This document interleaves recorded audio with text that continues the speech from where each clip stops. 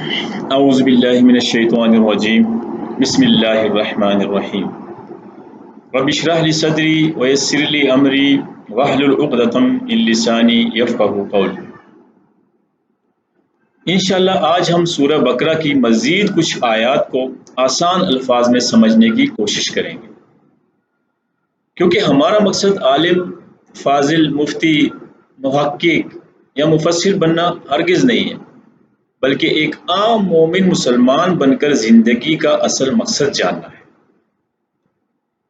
تو ہم شروع کرتے ہیں۔ والذین یؤمنون، اور جو لوگ اس پر ایمان لاتے ہیں، بما انزل الیک، جو آپ صلی اللہ علیہ وآلہ وسلم پر اتاری گئی، یعنی وحی یا قرآن، وما انزل من قبلک، اور اس پر بھی جو آپ سے پہلے اتاری گئی، وبالآخرۃ ھم یوقنون، اور آخرت پر وہ مکمل یقین رکھتے ہیں۔ اولئک علی ھدی من ربہم، یہی وہ لوگ ہیں جو اپنے رب کی طرف سے صحیح راستے پر ہیں۔ واولئک ھم المفلحون، اور یہی لوگ ہیں جو فلاح پانے والے ہیں۔ یہاں اللہ تعالیٰ نے متقین کی مزید صفات بیان کی ہیں کہ متقی لوگ غائب پر ایمان لانے، نماز قائم کرنے، مسکینوں کی مدد کرنے کے ساتھ ساتھ جو کچھ آپ صلی اللہ علیہ وآلہ وسلم پر نازل ہوا یعنی قرآن، اس پر بھی ایمان رکھتے ہیں، اور جو کچھ آپ صلی اللہ علیہ وآلہ وسلم سے پہلے انبیاء کرام یعنی ابراہیم علیہ السلام، موسیٰ علیہ السلام، عیسیٰ علیہ السلام، ان پر نازل ہوا، اس پر بھی ایمان رکھتے ہیں، اور اس کے بعد آخرت پر پورا یقین رکھتے ہیں۔ اس آیت سے ایک بات اور بھی کلیئر ہو گئی کہ وحی کا سلسلہ آپ صلی اللہ علیہ وآلہ وسلم پر آ کر ختم ہو گیا۔ آپ کے بعد نہ تو کسی نبی نے آنا ہے اور نہ ہی کچھ نازل ہونا ہے جس پر ایمان لایا جائے، بلکہ آپ کے بعد آخرت پر پختہ یقین ہونا چاہیے۔ آخری نبی کا مطلب ہے کہ آپ کے بعد آخرت ہی ہوگی۔ تو اب جو لوگ یا جو طبقات یا اسپیشلی قادیانی عام مسلمانوں کو گمراہ کرنے کی کوشش کرتے ہیں، تو ان کو کم از کم یہ سوچنا چاہیے کہ قرآن کی ابتدا ہی میں، بلکہ 4 آیت میں ہی اس بات کو اللہ تعالیٰ نے کلیئر کر دیا کہ بما انزل الیک، جو آپ پر نازل ہوا، وما انزل من قبلک، اور جو آپ سے پہلے نازل ہوا اس پر ایمان لانا ہے، اور اس کے بعد فوراً کہہ دیا وبالآخرۃ ھم یوقنون۔ یعنی یہاں بات دیکھیں نا کتنی کلیئر ہو گئی کہ وما انزل الیک وما انزل من قبلک وبالآخرۃ ھم یوقنون، یعنی یہ بات نہیں کہی کہ وما انزل من بعدک۔ تو ان کو تھوڑی خود سوچنا چاہیے کہ یہاں تو بات بالکل واضح ہے کہ آپ کے بعد آخرت ہے اور اس پہ یقین رکھنا ہے۔ اب ہم آخرت کا مطلب سمجھتے ہیں۔ آخرت کا مطلب مرنے کے بعد کی زندگی ہے جو ہمیشہ کے لیے ہوگی، اسی میں جنت اور جہنم کا فیصلہ ہوگا، اور یہ فیصلہ اس بنیاد پر ہوگا، دنیا میں کیے گئے اعمال کی بنیاد پر۔ اور ظاہر ہے دنیا میں اچھے یا نیک اعمال ان کے ہوں گے جن میں یہ ساری صفات موجود ہوں گی جو بیان کی گئی، جو ہدایت پر ہوں گے۔ سورہ ملک کی آیت نمبر 2 میں یہ بات بالکل کلیئر ہے کہ الذی خلق الموت والحیات لیبلوکم ایکم احسن عملا وهو العزیز الغفور۔ اس نے موت اور زندگی اس لیے پیدا کی کہ تمہیں آزمائے کہ تم میں سے اچھے کام یا اچھے اعمال کون کرتا ہے، ایکم احسن عملا۔ یہ بڑی سوچنے والی بات ہے۔ وہو العزیز الغفور، اور وہی غالب اور بخشنے والا ہے۔ اب اچھے اعمال تو وہی کرے گا نا جس کو آخرت پر مکمل یقین ہوگا، اور اچھے اعمال یہ نہیں ہے کہ آپ لوگوں کو خوش کرتے پھریں، بلکہ اچھے اعمال وہ ہے جو قرآن اور سنت کے مطابق ہے، پھر چاہے کوئی ناراض ہو یا راضی ہو، بلکہ زیادہ تر ناراض ہی ہوں گے جو میں نے دیکھا ہے۔ لیکن آپ نے قرآن کے احکامات کے مطابق چلنا ہے، جو مرضی ہو جائے، اور اس کے لیے قرآن کو سمجھنا بہت ضروری ہے، کیونکہ جب تک آپ قرآن کو نہیں سمجھیں گے آپ حق اور باطل میں فرق نہیں کر سکتے۔ لوگوں کی مرضی پر چلیں گے تو لوگوں کے لیے ہر وہ بات حق ہے جو ان کے حق میں بہتر ہے۔ ماں اور باپ کے لیے حق بات کچھ ہے، بہن بھائی کے لیے اور رشتہ داروں کے لیے حق بات کچھ اور ہے، شوہر کے لیے حق بات کچھ ہے، بیوی کے لیے حق بات کچھ اور ہے، بلکہ بیوی کے لیے تو ہر بات ہی حق ہے۔ اس لیے قرآن کو سمجھنا بہت ضروری ہے۔ اب آپ غور کریں کہ اللہ تعالیٰ نے قرآن کو سمجھنے کے لیے کتنا آسان کر دیا ہے۔ دنیا کا کوئی بھی انسان آسانی سے سورہ بقرہ کی پہلی چند آیات سے ہی اس بات کو سمجھ سکتا ہے کہ اللہ تعالیٰ کی نظر میں ہدایت پر اور کامیاب ہونے والے کون لوگ ہیں۔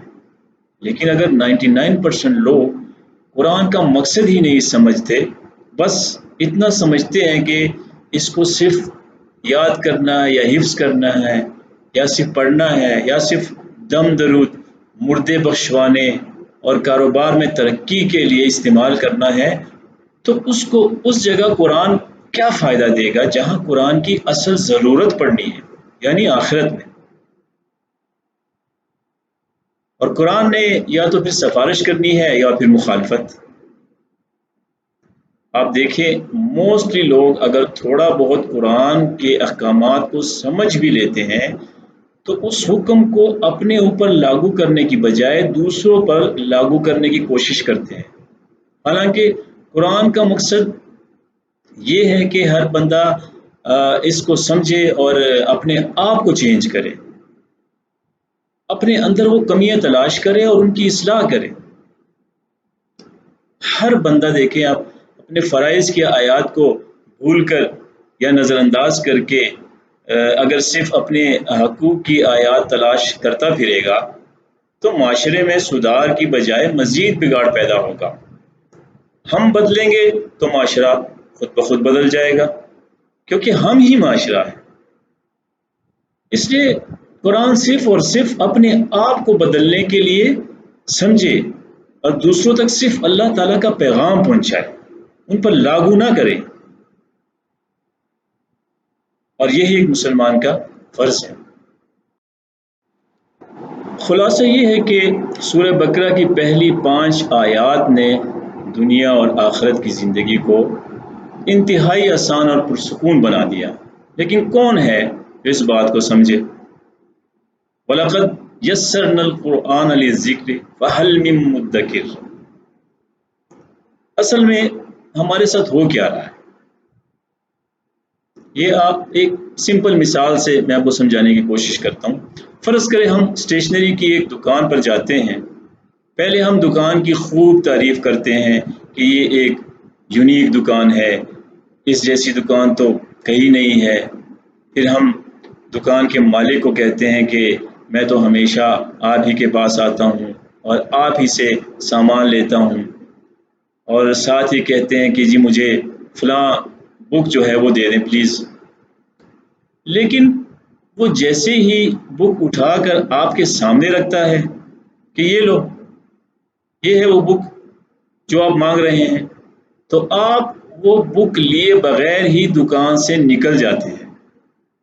اب آپ مجھے بتائیں کیا آپ کو وہ فائدہ ہوا جس فائدے کے لیے آپ اس دکان میں جاتے ہیں؟ بس اتنا ہی ہوا کہ وہ دکاندار آپ کو جانتا ہے کہ یہ میرے پاس آتا رہتا ہے، لیکن عجیب آدمی ہے جو مانگتا ہے وہ لیے بغیر ہی واپس لوٹ جاتا ہے۔ بس یہی حال ہماری نمازوں کا ہے، ہم ہدایت مانگتے ہیں اللہ تعالیٰ جواب دیتا ہے کہ یہ لو جو تم مانگ رہے تھے یہ ہے، لیکن ہم میں سے 99% لوگ جو مانگ رہے ہیں وہ لے نہیں رہے، اور آج ہمارا یہ حال ہے کہ پوری دنیا میں اسلام ہماری وجہ سے بدنام ہے، کیونکہ اسلام کی اہمیت ہمیں خود نہیں پتہ۔ ہم مسلمان نام رکھ کر ہر وہ کام کرتے ہیں جو اسلام کے بالکل خلاف ہے۔ یہاں ایک اور بات بڑی امپورٹنٹ سمجھنے اور یاد رکھنے کی ہے، وہ یہ ہے کہ ہدایت یا رہنمائی ملنا اتنا مشکل نہیں ہے۔ مشکل ترین کام ہدایت پر قائم رہنا ہے، اور اصل امتحان ہدایت ملنے کے بعد شروع ہوتا ہے، کیونکہ جیسے ہی آپ کو ہدایت ملتی ہے آپ کی زندگی میں 180 ڈگری چینج آتا ہے، آپ کی سوچ بالکل بدل جاتی ہے۔ آپ دنیا کی وہ محافل مطلب دنیا کی وہ محفلیں آپ کو قبول نہیں کرتی جہاں آپ کی امپورٹنٹ کسی ٹائم پہ ایک امپورٹنٹ فگر تھے، اور نہ آپ ان محافل میں اپنے آپ کو ایزی فیل کرتے ہیں، ایزی محسوس کرتے ہیں، کیونکہ اب آپ حق اور باطل کو قرآن و سنت کی نظر سے دیکھتے ہیں، لیکن دنیا آپ سے ہمیشہ کی طرح وہی بات سننا چاہتی ہے جو ان کے کانوں کو بھلی لگتی ہے۔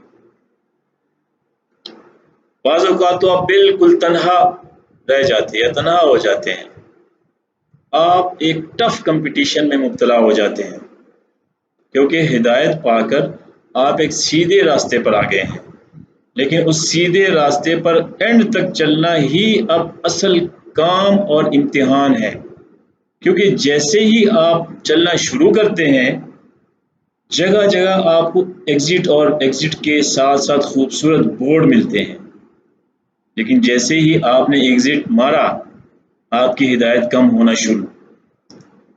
اب اگر آپ نے فوراً دوبارہ انٹری کر لی تو ٹھیک، ورنہ جو آپ ایگزٹ پر ٹریول کرتے جائیں گے آپ کا فاصلہ مین سے بڑھتا جائے گا، اور پھر ایک ایسی سٹیج آئے گی کہ آپ اسی کو صحیح راستہ سمجھنے لگیں گے۔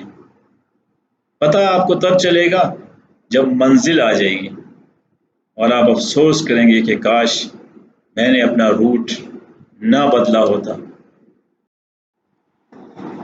تو اس لیے سیدھے راستے پر قائم رہنے اور گمراہی سے بچنے یا ہدایت میں کمی سے بچنے کے لیے آپ دن میں کم از کم 5 بار اللہ تعالیٰ کے سامنے کھڑے ہو کر اپنے آپ کو ریچارج کرتے ہیں، اللہ تعالیٰ کی ذکر میں مشغول ہو کر اپنے آپ کو ریمائنڈ یا دہانی کراتے ہیں، اور ہر وقت اللہ تعالیٰ سے دعا کرتے ہیں کہ ربنا لا تزغ قلوبنا بعد اذ ہدیتنا وہب لنا من لدنک رحمہ۔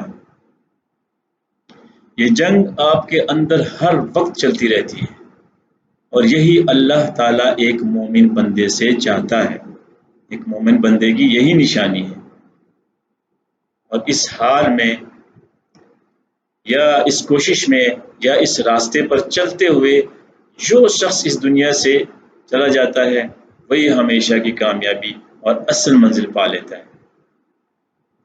اللہ تعالیٰ ہم سب کی رہنمائی فرمائے اور ہدایت پر قائم رہنے کی توفیق عطا فرمائے۔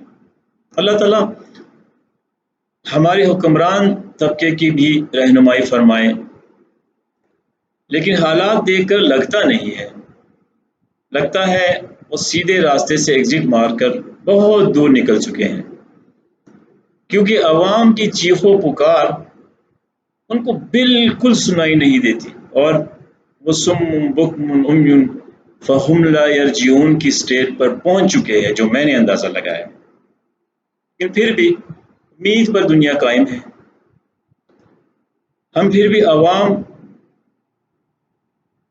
کی مشکلات کی وجہ سے ہم پھر بھی اللہ تعالیٰ سے ان کے لیے ہدایت کی دعا اس لیے کریں گے کہ عوام بہت مشکل میں ہے، ورنہ جو حال ان حکمرانوں نے کر دیا ہے ان کے لیے ہدایت کی دعا بنتی نہیں ہے۔ ان کے بارے میں بات اسپیسیفک ٹاپک میں کریں گے انشاءاللہ۔ اب اللہ تعالیٰ سے دعا کرتے ہیں آپ بھی اپنے ایمان کا خیال رکھیں۔ نیکسٹ لیکچر تک کے لیے اجازت دیجیے۔ اللہ حافظ۔